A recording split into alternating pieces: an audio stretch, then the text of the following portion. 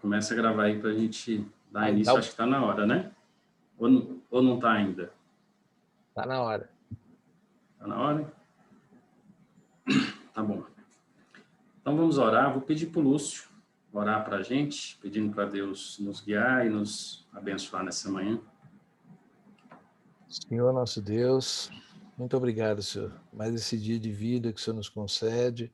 Obrigado pela oportunidade, Senhor, de estarmos aqui, Senhor, reunidos em igreja, reunidos em família, para aprendermos, Senhor, um pouco mais da Tua palavra, para entendermos melhor, Senhor, esse mundo em que nós vivemos, para que a gente possa ter efetividade, Senhor, ao proclamar o Teu Evangelho para esse mundo.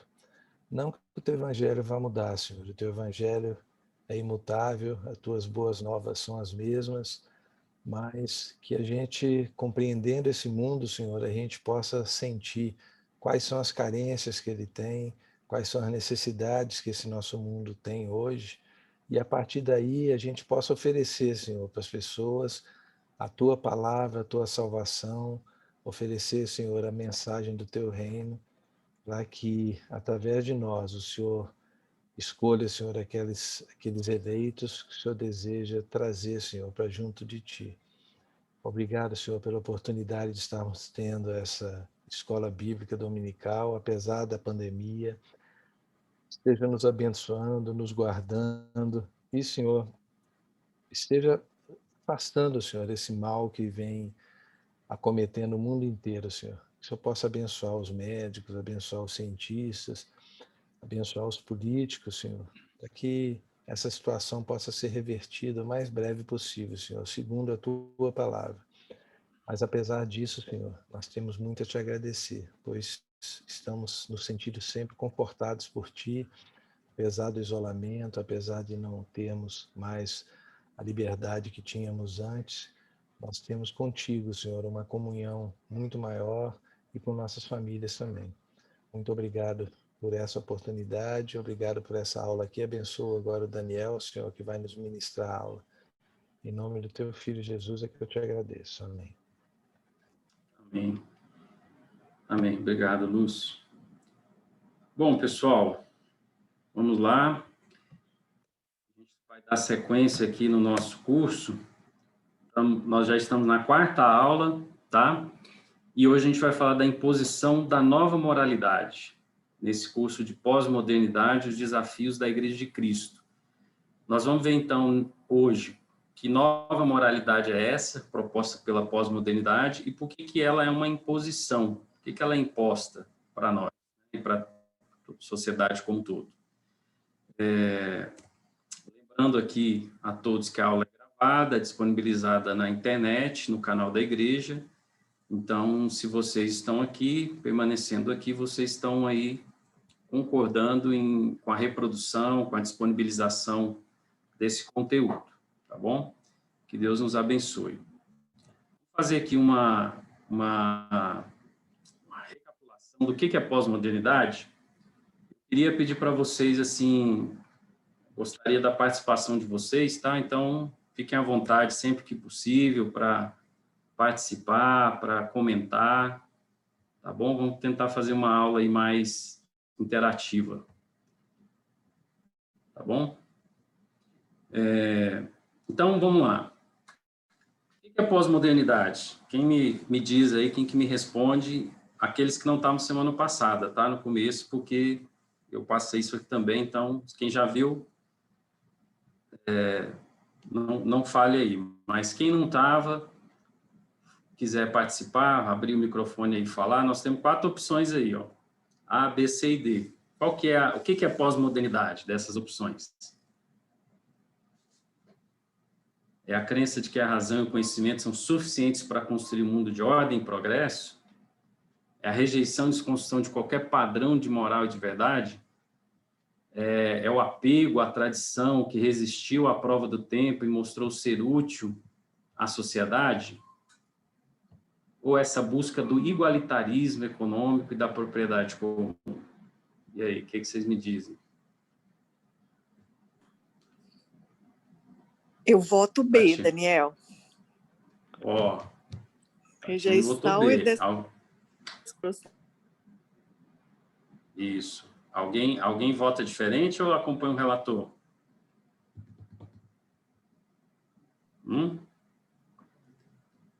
Ricardo? Voto B também. Voto B. Vocês estão afiados, hein? Vocês não estão dando margem aí para outras possibilidades, não. É isso mesmo. Esse item A é o que a gente chama de modernidade, período que veio antes da pós-modernidade. Aquela crença totalizante, unificada de mundo, que entendia que a partir da evolução, da razão humana, do conhecimento, nós íamos atingir um patamar aí de ordem, de progresso, de evolução da raça humana. Então, a gente ia resolver todos os nossos problemas. Os nossos problemas, eles existiam porque a gente ainda não tinha desenvolvido o suficiente nosso conhecimento, mas na medida em que isso acontecesse, tudo seria muito bom, muito lindo, o paraíso na Terra seria alcançado. Então, isso mostrou totalmente frágil após o conhecimento humano ser usado para guerras, para desenvolver armas, que levou a humanidade a perceber que ela podia, inclusive, ser extinta, né? Armas atômicas, esse tipo de coisa. Então, isso gerou uma descrença com essa modernidade, com essa ideia, e isso foi aí um dos embriões para o surgimento dessa pós-modernidade. Esse item C, apego à tradição que resistiu à prova do tempo e mostrou ser útil à sociedade, alguém sabe me dizer o que é? Alguém quer tentar arriscar aí? O que é isso? Que bicho é esse?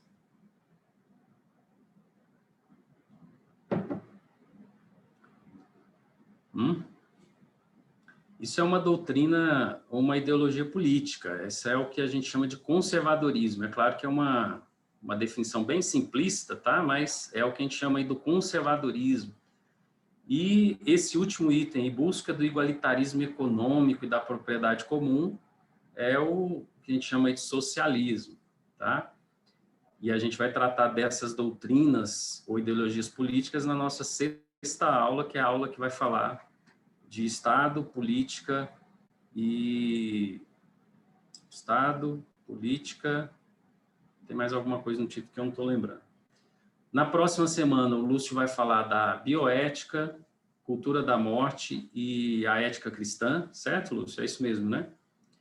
Então, vocês vão perceber que todos esses assuntos, eles, de certa forma, estão relacionados. Porque quando a gente fala dessa visão pós-moderna, essa base em que foi construída essa ideia pós-moderna, a gente vai ver que essa base é uma base comum, e a partir dessa base, como é que essas ideias pós-modernas, elas se desdobram em cada um desses campos, tá? E contrastando sempre aí com aquilo que a nossa cosmovisão cristã nos ensina. Bom, então falando aí dessa imposição da nova moralidade, a gente viu que a pós-modernidade ela está fundada sobre essa ideia do relativismo, essa mentira de que tudo é verdade. Então, dentro desse conceito pós-moderno, a gente pode dizer assim que nesse relativismo pós-moderno não existe erro, não existe o errado, né? Assim, ou se existe, aliás, não existe mesmo, porque tudo, de certa forma, pode ser considerado correto, né? Se você não tem padrão de certo e errado, um padrão objetivo de certo e errado, não existe uma verdade absoluta, então não existe errado. Assim como não existe certo, né?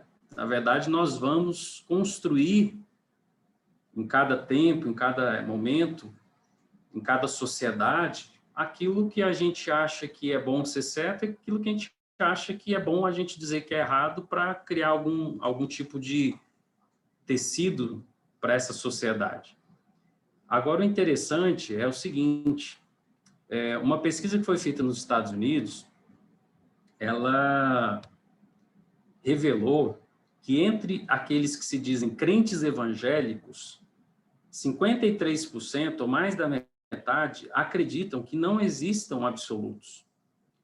Então, vejam a seriedade disso.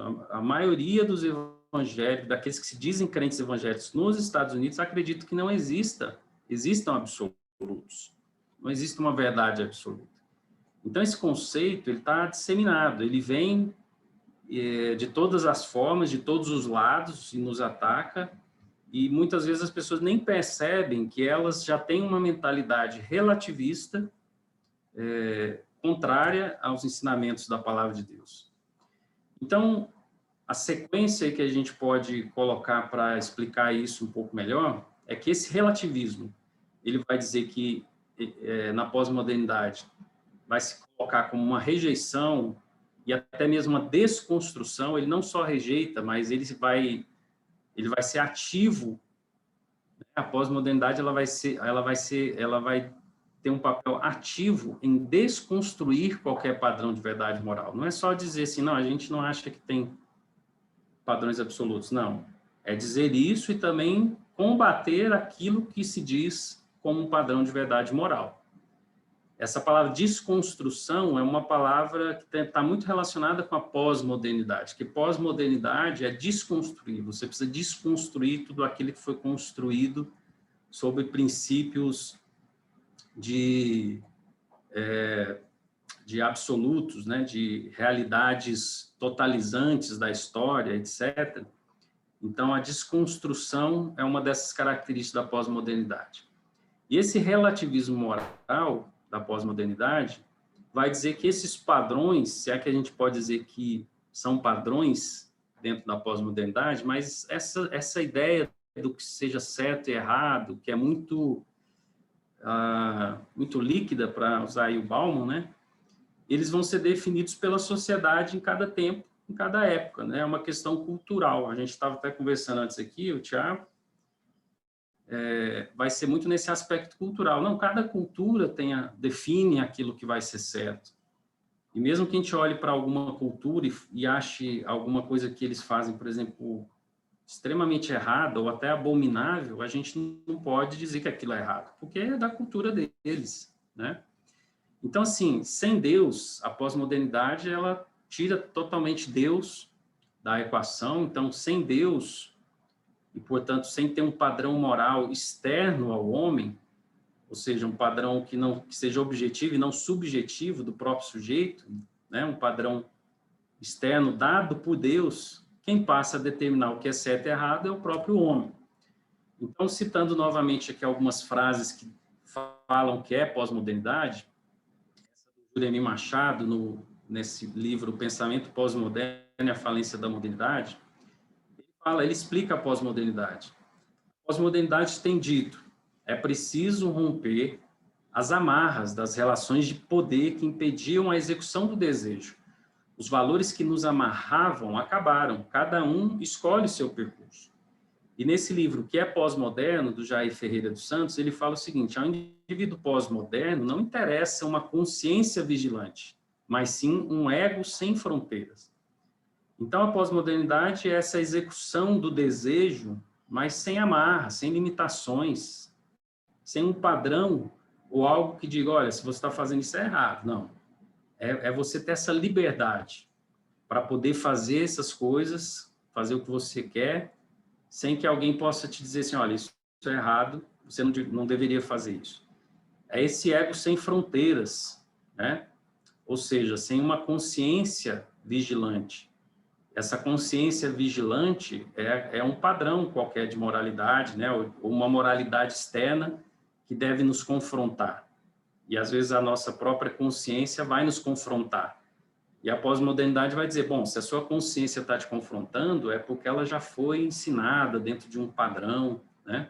Agora, a gente sabe que a nossa consciência nos acusa porque nós somos seres criados com um senso daquilo que é certo e errado. Mesmo com a queda, nós ainda mantemos esse senso, né? Ainda que de maneira não perfeita, imperfeita, mas a gente ainda tem essa consciência que muitas vezes nos mostra o que é certo e errado, mesmo sem que ninguém precise nos dizer que a gente fez uma coisa errada ou uma coisa certa, né?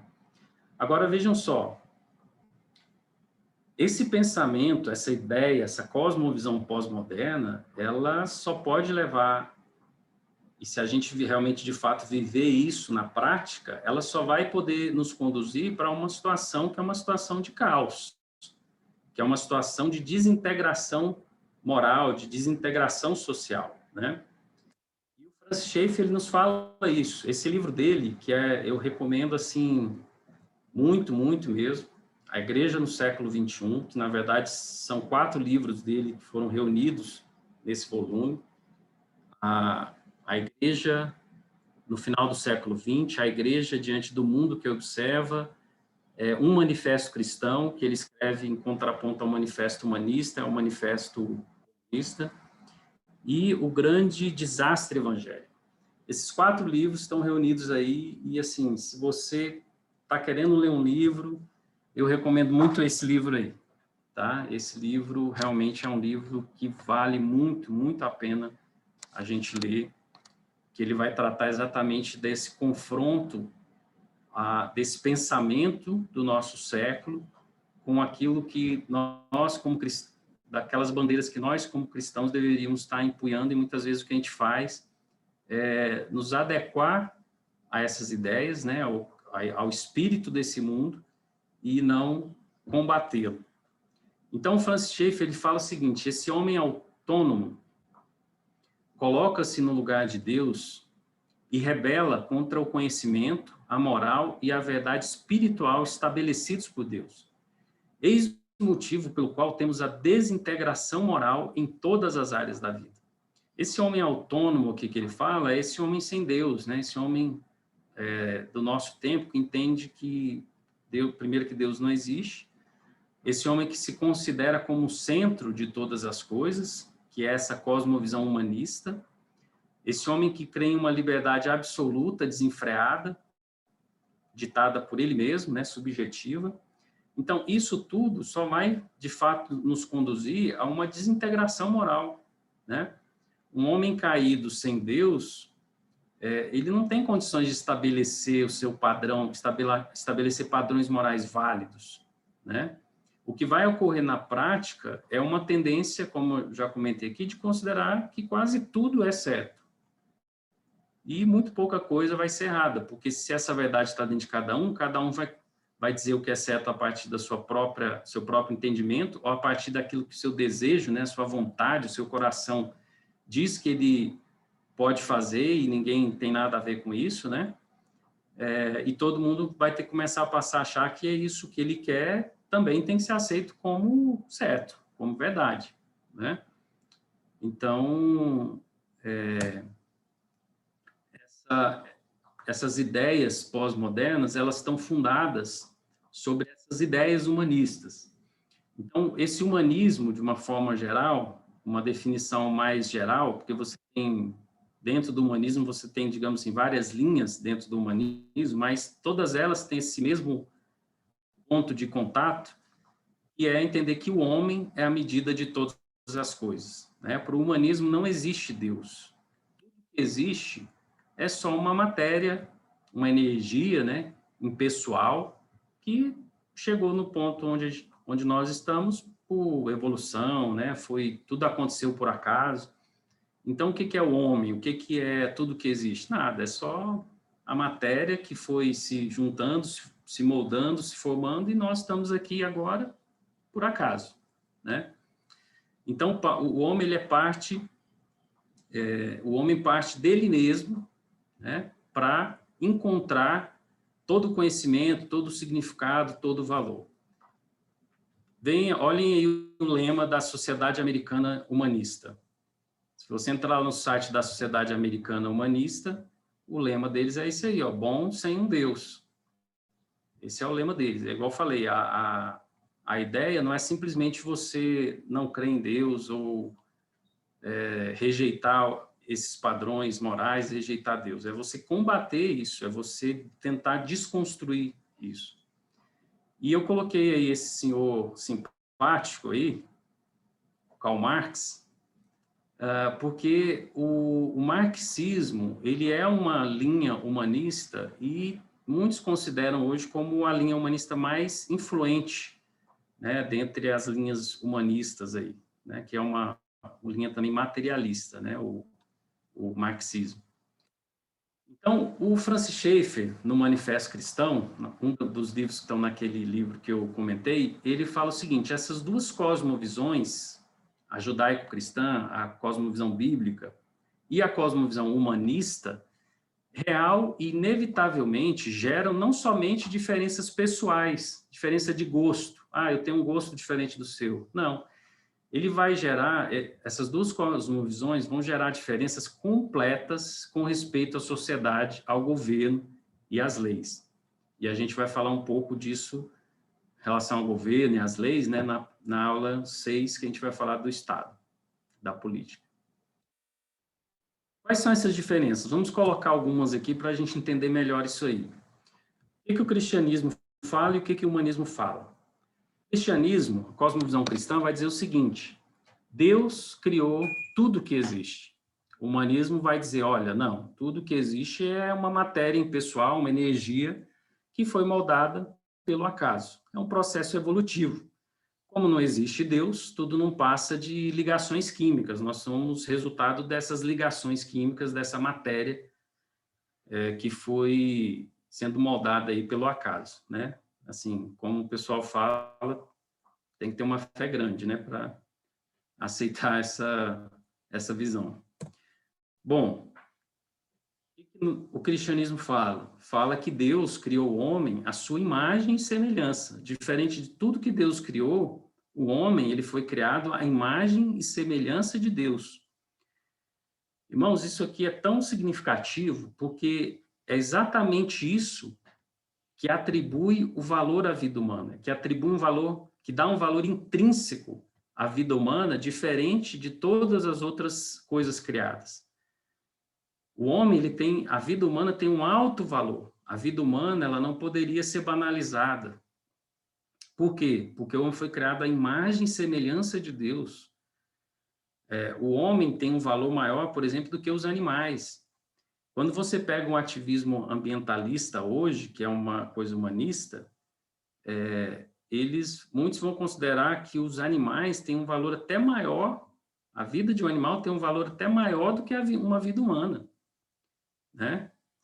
Porque os animais são bonzinhos, olha, você vê um cachorro, como ele é muito mais leal do que um homem, como ele é muito mais agradável, né? É uma companhia muito melhor do que um homem. É melhor ter um cachorro do que ter um filho. Então, esse ativismo ambientalista, nessa visão humanista,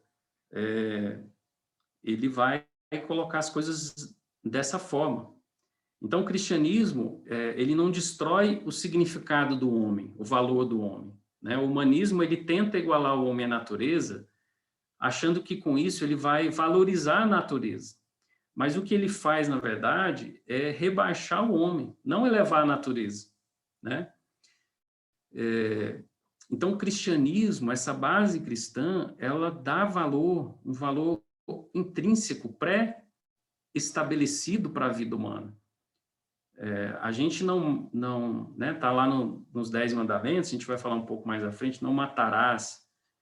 E Deus deixa isso muito claro na Bíblia, né? Quando, logo após Noé sair da arca ali, Deus faz uma aliança com Noé e mostra o valor que a vida humana tem, né? Aquele que derrama sangue, aquele que mata um homem, tem que também pagar com a sua vida, por quê? Porque a vida humana tem um valor elevado. O homem não pode simplesmente ir lá tirar a vida de um outro assim, como se isso não significasse nada, né? Agora, o humanismo, ele vai dizer o quê? Que o homem é só uma máquina.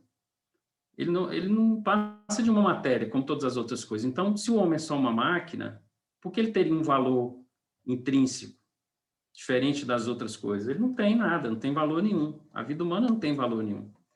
Então, vocês estão vendo como esse conceito, ele vai trazendo caos, né?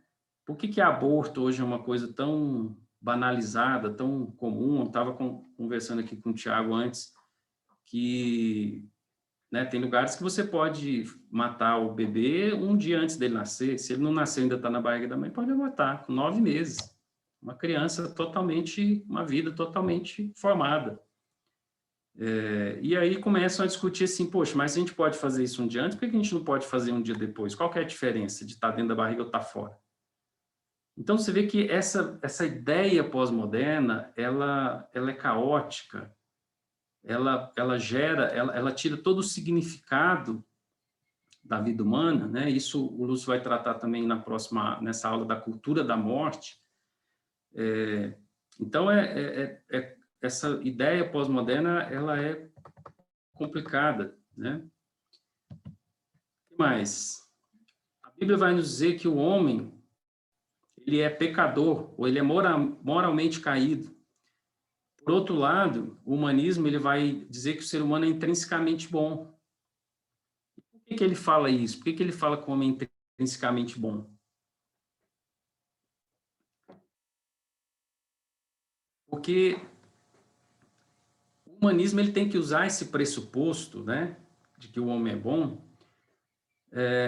como parte de uma esperança, né, dessa religiosidade humanista, para poder dar alguma sustentação a ela. Porque se o humanismo falasse que o homem é intrinsecamente ruim, o que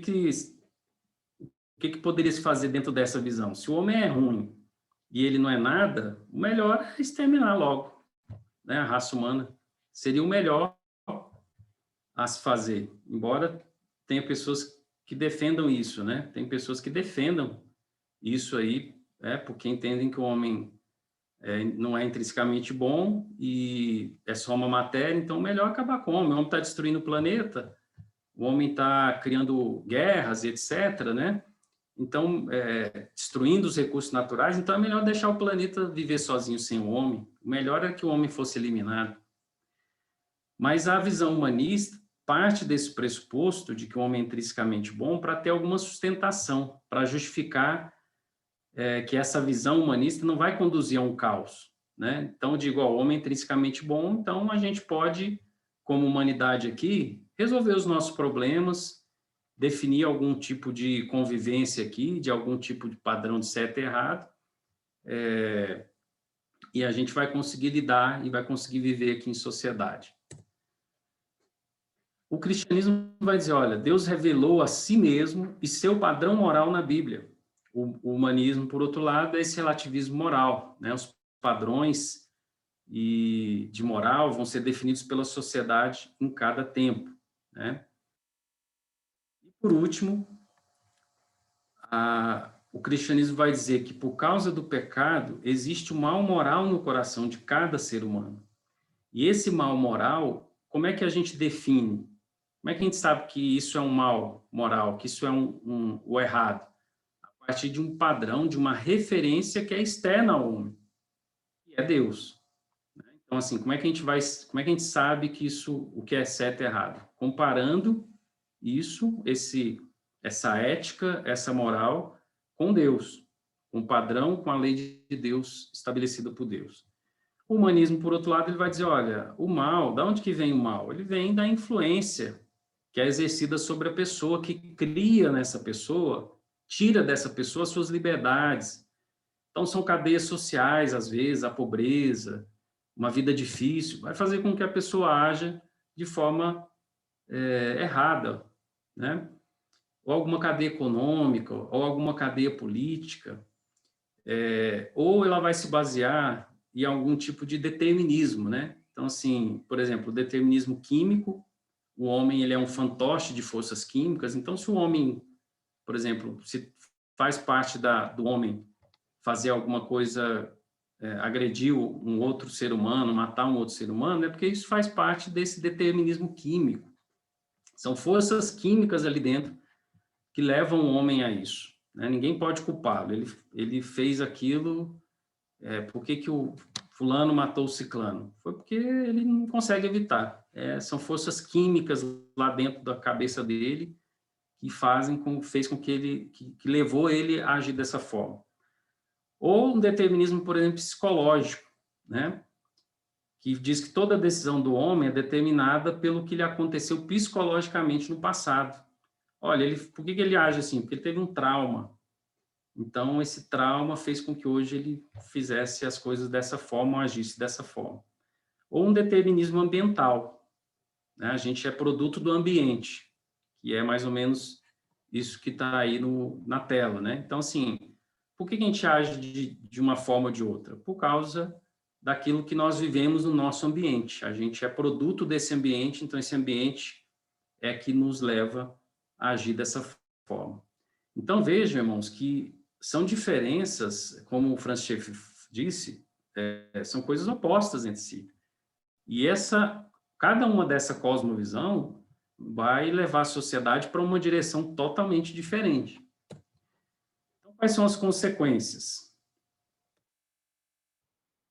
No Manifesto Cristão, o Francis Schaeffer vai nos dizer o seguinte: os humanistas pressionam por uma liberdade, mas sem um consenso cristão que consiga contê-la, essa liberdade produz caos ou escravidão ao Estado ou a uma elite.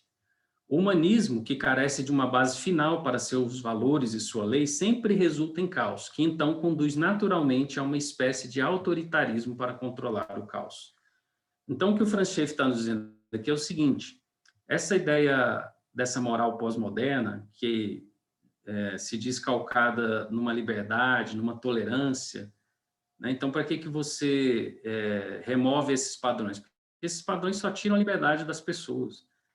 Então, essa visão, ela fala assim, não, a gente está querendo que as pessoas tenham liberdade para fazer o que elas querem, sem serem cerceadas, né, nas suas liberdades. Só que isso, cada um fazendo o que quer, a gente sabe, como a gente viu na aula passada, a Bíblia nos fala que o coração do homem é enganoso e que de dentro do homem procedem as coisas más, e a pós-modernidade fala para o homem assim, não, faz o que está no seu coração. Então, a gente sabe que isso vai conduzir ao caos. E como é que o cristianismo ele resolve isso, por exemplo, dentro da questão essa cosmovisão cristã resolve isso dentro de uma esfera pública de sociedade? Ela diz que o homem é livre, tem valor, mas que ele precisa ser limitado, essa liberdade ela precisa ser limitada dentro daquilo que é estabelecido, né? Essa forma e esse equilíbrio entre liberdade e forma, né? A liberdade ela tem que ser limitada de alguma forma. Agora, quando você não tem um padrão objetivo externo e o pessoal começa a ver que essa liberdade começa a gerar um caos, eles vão ter que limitá-la de alguma forma. E essa forma de limitar essa liberdade, geralmente é o quê? É usar o Estado, né? Que Francis Schaeffer comenta que nessa religião humanista, o Estado assume esse papel de Deus, aquele que vai limitar, então, essas liberdades, esses excessos. E o Estado, então, começa a ser esse Deus humanista e que é aquele que começa a limitar essas liberdades, né? O Estado ou uma elite, né? Então, por exemplo, a gente tem aqui no nosso país leis que são feitas aí à revelia e muitas até contra a Constituição, porque hoje a ideia é de que você interpreta, né, a Constituição. Então, se você tem um colegiado ali de juízes com esse papel de decidir o que diz ou que não diz ali a Constituição, eles interpretam, mesmo que o que está dizendo ali seja outra coisa, mas eles interpretam e falam, não, está querendo dizer isso. Por quê? Por que é isso que está querendo dizer? Não, porque a gente falou. A gente está dizendo que é isso, então é isso, né? Então, você tem ali uma elite ou algumas pessoas que vão determinar o que é certo e errado e que toda a sociedade vai ter que ser moldada por isso, né? E as consequências, a gente vai ver algumas, a gente já falou algumas, vamos ver algumas em outras aulas, essa desintegração moral total que a gente tem, né? Um ataque a essa base familiar como esse núcleo familiar como sendo algo que existe só para impedir, né, que outros arranjos familiares também sejam considerados, incluídos, tolerados. Então, na pós-modernidade, todo arranjo familiar ele tem que ser aceito como correto. Então, se você fala assim, olha, eu tenho uma família aqui que são 10 homens e uma mulher, é uma família. nessa visão pós-moderna, você não pode dizer, não, peraí, isso não é uma família. Não existe uma base para você dizer que isso é errado. Não tem. Se for 3 homens e 5 mulheres, também não. Se for um homem e uma criança,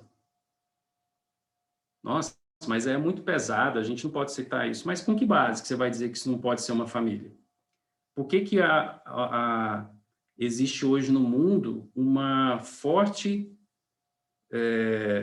ativismo para que as leis deixem de considerar crianças em idade baixa como crime, né? Você ter relações com crianças ser crime.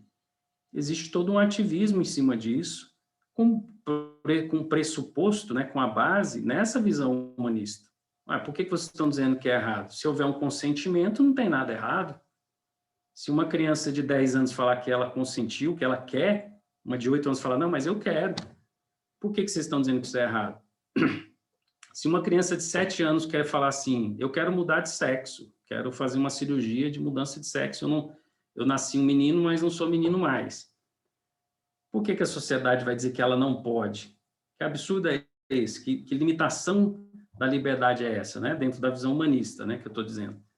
Inclusive, tinha um projeto de lei no Brasil que queria normalizar, né, legalizar, que se uma criança quisesse mudar de sexo, fazer uma cirurgia de mudança de sexo, e ela não tivesse o consentimento dos pais para isso, que o Estado deveria dar esse consentimento, passando por cima dos pais e permitindo que a criança fizesse essa redesignação sexual, né? Então, da onde que surgem essas coisas? Dessa ideia humanista, dessa falta de qualquer padrão de moralidade, né? Aí a gente fala assim, a gente começa a aceitar algumas coisas. Mas isso até que é tolerável. Outras coisas que a gente acha hoje que não é tolerável, daqui a algum tempo pode a sociedade, a maioria da sociedade está achando, acreditando que passa a ser tolerável, né? Então, essa desintegração é a consequência dessa moralidade pós-moderna, né? Esse caos e a perda do valor da vida humana, todas essas questões e esse caos que essa moralidade vai criar. E por que isso é uma imposição?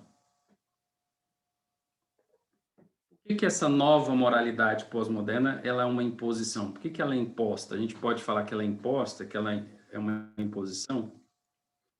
Porque, como o Chesterton bem falou aí, essa tolerância moderna, ela, na verdade, é uma tirania. Por que ela é uma tirania? Porque ela é um silêncio. Isso hoje está tão claro, né? Assim, se você fala uma coisa que vai contra essa ideia geral aí, o que o pessoal está fazendo hoje? Com quem não pensa exatamente do jeito que deveria pensar. Hoje tem um negócio de ser cancelado, né? As pessoas são canceladas. Não pode, né? Se você vai falar com um amigo seu, fala assim, poxa, mas eu acho que não é por aí, vamos discutir aqui melhor. O Thiago estava comentando aqui antes também. Às vezes a pessoa já se irrita com você, não quer. Não, mas espera aí, não, você é intolerante. Né? Então você pensa, poxa, mas intolerante é aquele que não quer falar sobre isso, que não aceita discutir isso, que não aceita uma opinião diferente da dele, né? E assim é essa ideia pós-moderna. Se você não acredita nela, você é intolerante, você deve ser silenciado, você não pode fazer parte do debate público se você tem uma ideia diferente. Essa ideia tem que prevalecer e ninguém pode ser contra ela, sob o risco de ser rotulado de diversas formas, né? Racista, fascista, né? Nazista, sei lá o quê. E as pessoas começam a usar rótulos porque aquele velho ditado, né? Contra a força não há argumento. Se você vai argumentar alguma coisa e a pessoa já te rotula, dizendo que assim, olha, eu não converso com gente assim, eu não trato com gente assim, então acabou, não tem discussão, não tem debate mais, né? Então, o humanismo, ele não vai aceitar, ele não vai tolerar questionamentos a essa liberdade absoluta. Se você falar, não é, peraí, não é bem assim, vamos pensar um pouco nisso aqui, não. Então você já não pode mais ser aceito nesse debate, né? Deixa eu passar um videozinho aqui, um vídeo rapidinho para vocês sobre esse assunto, um vídeo bem rápido. Você pode ser bom sem Deus? Vamos descobrir. Incrível! Aí está. Prova inegável de que você pode ser bom sem acreditar em Deus. Mas espere, a pergunta não é: você pode ser bom sem acreditar em Deus? A pergunta é: você pode ser bom sem Deus? Aqui está o problema. Se Deus não existe, qual fundamento permanece para que bem ou mal, certo ou errado sejam objetivos? Se Deus não existe, os valores morais objetivos não existem. E aqui está o porquê. Sem um ponto de referência objetivo, não temos como dizer que algo está realmente para cima ou para baixo. A natureza de Deus fornece um ponto de referência objetivo para os valores morais. É o padrão ou estándar no qual todas as ações e decisões são medidas. Mas se não há Deus, não há nenhum ponto de referência objetivo. Tudo que temos é o nosso ponto de vista, que não é mais válido do que o ponto de vista de qualquer outra pessoa. Esse tipo de moralidade é subjetiva e não objetiva. É como uma preferência por sorvete de morango. A preferência está no sujeito, não no objeto. Por isso não se aplica a outras pessoas. Da mesma forma, a moralidade subjetiva só se aplica ao sujeito, não é válida ou obrigatória para qualquer outra pessoa. Assim, em um mundo sem Deus, não pode haver nenhum mal e nenhum bem. Nada além de indiferença cega e impiedosa. Deus manifestou a sua natureza moral para nós em forma de mandamentos. Eles fornecem o fundamento para deveres morais. Por exemplo, o atributo essencial de Deus, o amor, é expresso em seu mandamento: ame o seu próximo como a ti mesmo. Este mandamento fornece um fundamento sobre o qual podemos afirmar a bondade objetiva da generosidade, abnegação e igualdade. E da mesma forma, podemos condenar a maldade objetiva da ganância, do abuso e da discriminação. Isso levanta um problema. Algo é bom só porque Deus assim o quer? Ou Deus quer algo porque é bom? A resposta é nenhum. Em vez disso, Deus quer alguma coisa porque Deus é bom. Deus é o padrão dos valores morais, assim como o espetáculo musical ao vivo é o padrão para uma gravação de alta fidelidade. Quanto mais uma gravação soa como original, melhor ela é. Da mesma forma, quanto mais perto uma ação moral está em conformidade com a natureza de Deus, melhor é. Mas se o ateísmo é verdadeiro, não existe um padrão definitivo, e então não pode haver obrigações ou deveres morais. Quem ou o que estabelece tais deveres sobre nós? Ninguém. Lembre-se, para o ateu, os seres humanos são apenas acidentes da natureza, animais altamente evoluídos. Mas os animais não têm obrigações morais um para com o outro. Quando um gato mata um rato, ele não faz nada moralmente errado. O gato está apenas sendo um gato. Se Deus não existe, então devemos ver o comportamento humano da mesma forma. Nenhuma ação deveria ser considerada moralmente certa ou errada. Mas o problema é, bem e mal, certo e errado, existem. Assim como a nossa experiência sensorial nos convence que o mundo físico é objetivamente real, a nossa experiência moral convence-nos de que os valores morais são objetivamente verdadeiros. Toda vez que você diz, "Ei, isso é uma injustiça, isso é errado", você afirma sua crença na existência da moralidade objetiva. Estamos todos bem conscientes de que o abuso de crianças, a discriminação racial e o terrorismo são errados para todo mundo sempre. Isto é apenas uma preferência ou opinião pessoal? Não. O homem que diz que é moralmente aceitável estuprar criancinhas está tão errado quanto o homem que diz 2 mais 2 são 5. Isso tudo equivale, então, a um argumento moral a favor da existência de Deus. Se Deus não existe, valores e deveres morais objetivos não existem. Mas os valores e deveres morais objetivos existem. Portanto, Deus existe. O ateísmo não fornece um fundamento para a realidade moral que cada um de nós experimenta todos os dias. Na verdade, a existência de moralidade objetiva nos aponta diretamente para a existência de Deus.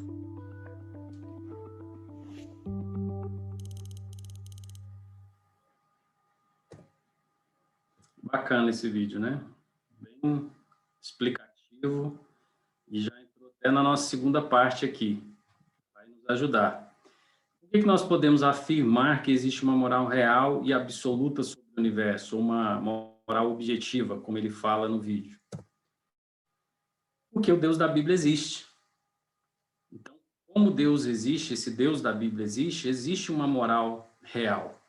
Com essa estrutura, nós podemos dizer que uma ação é certa e outra errada. Isso o Francis Schaeffer nos fala aqui no livro dele, né? O Deus que intervém, que faz parte daquela trilogia dele, né? O Deus que intervém, o Deus que se revela e a morte da razão. Também recomendo aos irmãos, são livros excelentes. Então, porque Deus existe, nós podemos dizer que existe certo e errado. E o que é a lei moral de Deus? Essa lei moral de Deus, ela vai se revelar a nós ali nos 10 mandamentos. Essa lei está expressa nos 10 mandamentos, os absolutos morais de Deus. Com base nessa lei de Deus, nós vamos ver qual é a vontade de Deus ali revelada aos homens. Ela vai deixar bem claro quais são os nossos deveres. Vai nos confrontar mostrando quais são as nossas carências, aquilo que nós estamos em falta, que a nossa natureza caída nos prejudicou, e vai nos auxiliar nesse discernimento entre o bem e o mal. Agora, Jesus, ele resumiu toda essa lei moral, né, em 2 mandamentos. Amarás o Senhor teu Deus de todo o teu coração, de toda a tua alma, de todo o teu entendimento, é o primeiro grande mandamento, e o segundo, semelhante a este, é amarás o teu próximo como a ti mesmo. E Jesus continua ao final desse texto dizendo, desses 2 mandamentos dependem toda a lei e os profetas. Então Jesus resumiu toda a lei. E o grande mandamento aqui, que Jesus nos mostra, é o amor. E como no vídeo bem nos colocou, por que esse é o grande mandamento? É porque Deus está mandando que a gente ame as pessoas? Não é bem isso. É porque Deus é amor. A natureza de Deus é amor. Deus, esse padrão moral de Deus que Deus estabeleceu, não é assim, ser bom, a bondade, amor. Não é porque são coisas boas e Deus falou, olha, isso são coisas boas, então nós precisamos estabelecer isso como um padrão. Não é isso. É porque Deus é assim. Esse é o caráter de Deus, a natureza de Deus. Então, esse padrão moral, ele se amolda ao que Deus é. Então, esse grande mandamento de amor, de amar como padrão, como regra de moral, de ação moral, é porque Deus é amor. Como é que nós podemos cumprir essa lei moral de Deus? Nesse mesmo livro do Francis Schaeffer, ele nos fala o seguinte, os absolutos morais repousam sobre o caráter de Deus. A criação como ele a concebeu originalmente conforma-se ao seu caráter. Os homens, enquanto seres criados à imagem de Deus, devem viver com base no que Deus é. Os padrões de moralidade são determinados pelo que se conforma ao caráter de Deus, enquanto aquelas coisas que não se conformam são imorais. Então, o nosso padrão de moral, de conduta, ele é estabelecido por Deus em conformidade ao caráter do próprio Deus, né? Olha que diferença, ele é externo, ele não é definido pelo homem, ou por cada homem, ele é ordenado por Deus em conformidade com o caráter de Deus. E o que é isso? Conformidade ao caráter de Deus. Sei que tem advogado aqui que manja bem o que é conformidade, mas olha só que coisa interessante. O que é conformidade ao caráter de Deus? Quando a Bíblia nos fala que esse padrão de Deus vem do caráter de Deus, então a conformidade a esse caráter de Deus é esse padrão moral que serve para nós como modelo de ação. conformidade significa, então, nós sermos como Deus ou imitarmos a Deus, que é sermos como Jesus. E esse, na verdade, é o propósito de Deus para nós. O que Deus espera de nós? O que Deus quer para nós? Ele quer nos tornar cada vez mais parecidos com Cristo, a cada dia. Esse é o cerne da moral cristã, da nossa caminhada, né, da nossa vida de santificação. Quanto mais nós nos parecermos com Cristo, mais as nossas ações e atitudes serão corretas, né? E isso só é possível com a conversão, com arrependimento, com uma vida com Cristo. A nossa moral, ela é toda cristocêntrica. Ela converge para Cristo, né? O único homem que pisou aqui na terra e fez tudo o que era certo, né? Não teve pecado nenhum. Então, vamos ver alguns textos que nos falam isso. Olha só, Romanos 8, 29. Aqueles que de antemão conheceu, também os predestinou para serem como? Conformes à imagem de seu filho, parecidos com seu filho, né? Semelhantes ao seu filho, a fim de que ele seja o primogênito entre muitos irmãos. Efésios 5:1, sede imitadores de Deus como filhos amados. 2 Coríntios 3:18, e todos nós, com o rosto desvendado, contemplando como por espelho a glória do Senhor, somos transformados de glória em glória, na sua própria imagem, como pelo Senhor o Espírito. Entendem, irmãos, por que nós fomos criados à imagem e semelhança de Deus? Significa que quando Deus nos criou a sua imagem e semelhança, Deus nos fez para nós vivermos e agirmos dentro desse padrão moral de Deus, nessa conformidade ao caráter de Deus, para fazer aquilo que era certo, com base no que Deus é, no caráter de Deus, né? O pecado atrapalhou tudo isso, né? Manchou tudo isso, trouxe maldição sobre tudo, né? Sobre a nossa vida, os nossos relacionamentos, nosso relacionamento com Deus, relacionamento com a criação. Mas por isso que Jesus, ele vem com esse plano para nos resgatar de volta para essa imagem e semelhança de Deus, para que a gente possa se parecer com Cristo.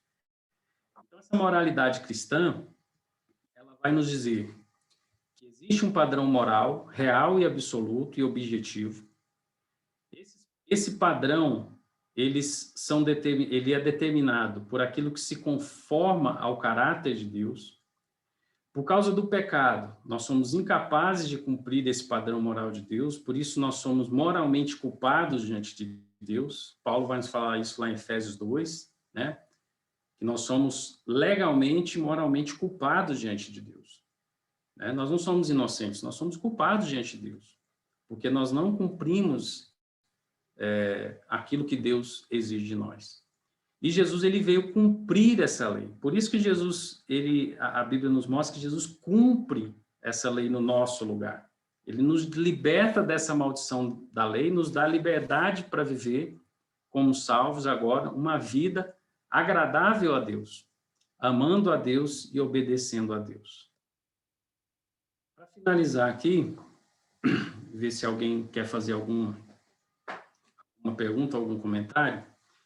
O C.S. Lewis nos fala aqui no seu livro Cristianismo Puro e Simples: eu posso repetir, faça aos outros o que gostaria que fizessem para você até cansar, mas não conseguirei viver assim se não amar ao próximo como a mim mesmo. E só poderei aprender esse amor quando aprender a amar a Deus, e só aprenderei a amá-lo quando aprender a obedecê-lo.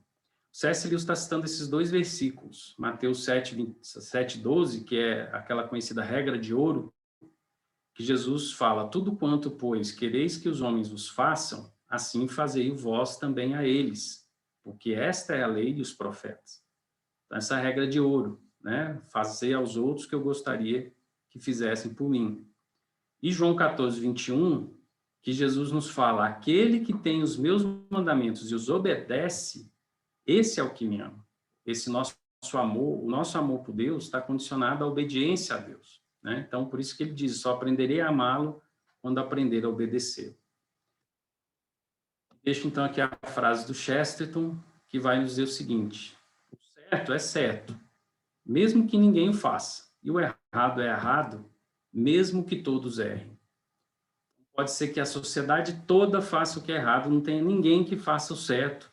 Isso não vai mudar o fato de que o certo continua sendo certo, porque ele vem de Deus, do padrão de Deus, do caráter de Deus. Mesmo que todos os homens façam aquilo que é errado, o certo continua certo e o errado continua errado. Amém, meus irmãos? Então, que Deus nos abençoe e nos ajude a sermos cada vez mais parecidos com Cristo.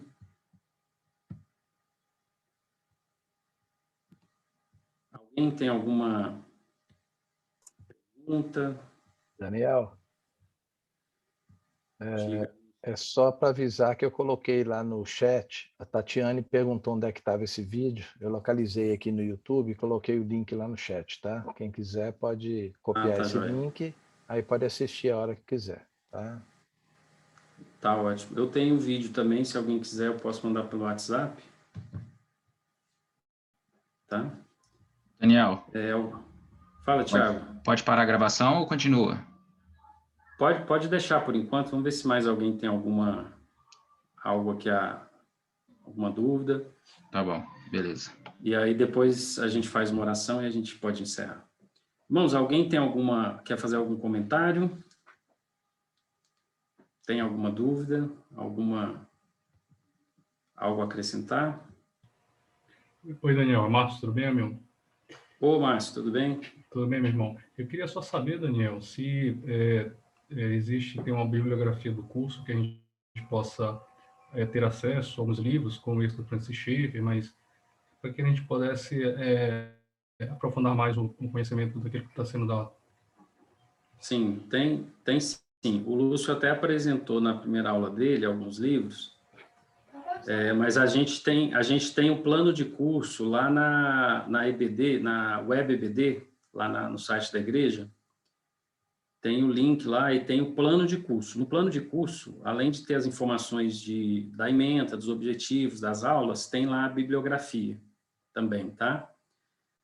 Mas sobre esse assunto, se é para iniciar nesse assunto, eu recomendaria o livro do Leandro Lima, Brilha a Sua Luz, que trata desse assunto, e aí ele vai tratar disso de uma forma bem compreensível, assim, bem para começar a ler sobre esse assunto, eu recomendaria esse livro. Os livros do Francis Schaeffer são muito bons, mas eles já são um pouco mais complexos, tá? Esse livro da Igreja no Século XXI dele já é um livro mais tranquilo também de ler. Recomendo demais esse livro, assim, recomendo mesmo. Assim, se todos pudessem ler, eu acho que é um livro que vale muito a pena ser lido. E essa trilogia do Francis Schaeffer, ela é muito boa, já é um pouco mais complexa, ele analisa esse pensamento em diversos aspectos, na arte, na música, na cultura, na teologia, mas vale muito a pena também, tá? Mas aí eu penso que é melhor começar com esses outros. E para cada aula tem uma biografia, assim, tem um livro que se adequa a cada uma. Por exemplo, na aula de política, a gente vai usar um livro como referência também que eu recomendo muito se for para quem quiser ler sobre esse assunto, mas nesse aspecto no campo da política e tal, tá? Agora, de forma geral, são esses livros, tá? E aí tem lá na biografia, mas, tá, Márcio, então, tá lá no site, eu posso até passar também depois esse link, mas está no site da igreja, você entra lá em EBD, Web EBD, e tem todos os cursos, e para cada curso você tem a bibliografia de cada curso que está sendo ministrado na EBD, tá?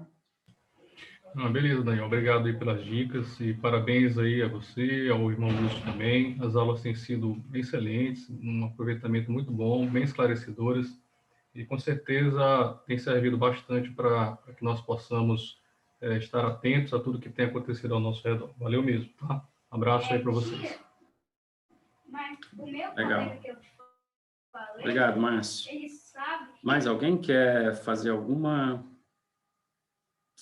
Algum comentário, irmãos? Alguma participação? Tudo bem? Tá? Então, vamos orar, finalizando, então. Senhor, nós te agradecemos por essa manhã, Senhor, te agradecemos pela vida de cada um dos nossos irmãos, ó Pai. Senhor, nós pedimos também que o Senhor nos ajude, ó Pai, a manifestarmos, Senhor, o amor do Senhor, o amor que o Senhor derramou sobre as nossas vidas, nesses tempos tão complexos, tão difíceis, onde muitas vezes o nosso amor ele passa a ser tão seletivo, e aquelas pessoas que não pensam como nós pensamos, nós achamos que não devem ser objeto do nosso amor, mas às vezes objeto até da nossa crítica, da nossa raiva, e que o Senhor possa nos dar discernimento, Senhor, para que nós possamos manifestar, ó Pai, esse amor do Senhor para as pessoas que estão à nossa volta, aquelas que pensam diferente de nós, que têm uma orientação, às vezes, política diferente da nossa, que enxergam as coisas de forma diferente da nossa, que estão, às vezes, já totalmente envolvidas nessa visão humanista, uma visão liberalizante, mas que o Senhor nos ajude, Pai, para que nós possamos expressar, ó Pai, as virtudes do Senhor, possamos exalar o bom perfume do Senhor, possamos ser sal e luz, ó Deus, neste mundo tão carente da Tua palavra, Senhor. Obrigado pela vida de cada um dos irmãos, ó Pai, que está aqui. Eu te peço que o Senhor abençoe cada um, que o Senhor cuide de cada um, cuide das suas famílias, ó Pai. Atenda, Senhor, as suas necessidades, ó Deus, e que cada um possa ter o coração voltado para Ti, ó Pai. Obrigado, Senhor, por essa manhã e por esse domingo, Senhor. Que o Senhor possa nos abençoar no decorrer dele, ainda no culto da noite, e, ó Pai, falar aos nossos corações, ó Deus. Muito obrigado por tudo, nós te agradecemos no nome de Jesus. Amém. Amém, meus irmãos. Bom domingo aí para todos. Bom domingo, pessoal. Fiquem com Deus.